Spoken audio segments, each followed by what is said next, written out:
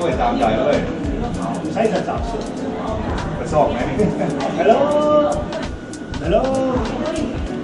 เขาเอื้อมได้หนูเด้ไม่อยู่เป็นอย่างสาวงามมาแล้ว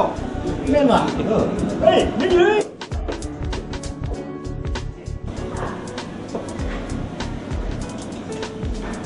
โตท่าอาหารเนี่ยเขาเมื่อยอ้าวสั่งอะไรบ่ได้ภาษาอันนี้แหละเรียนภาษาจีนนะโอ้ยบอกยากก็ตัวอยากกินยังก็บอกเราว่า我要这个我要这个我要这个ก็ได้แล้ว美女我要这个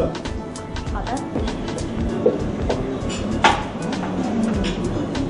แซ่บ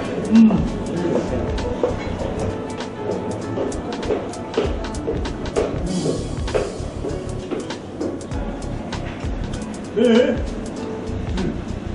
อยากกินอย่างอีกยังโบยิมอ่ะเฮ้ยไม่ดีกินมาได้แล้วอยากกินน้ำชาชาภาษาจีนมันอะไรชาไปแล้วเริ่มสาวอ่ะ美女我要茶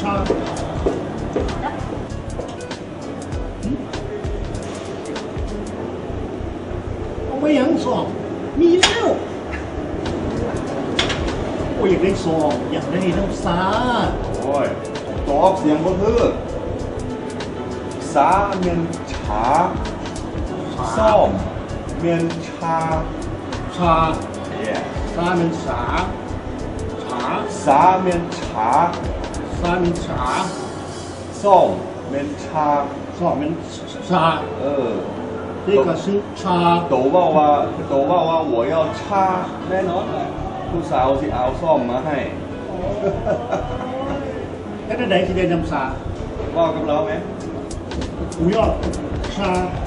我要茶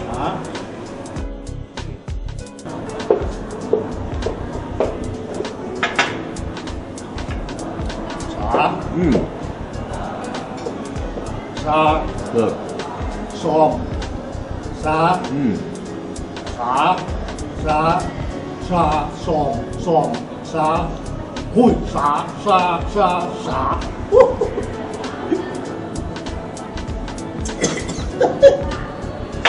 ฮ้อนมาฮ้อน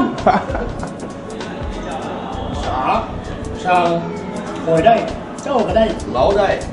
เจ้าก็ได้แน่นอน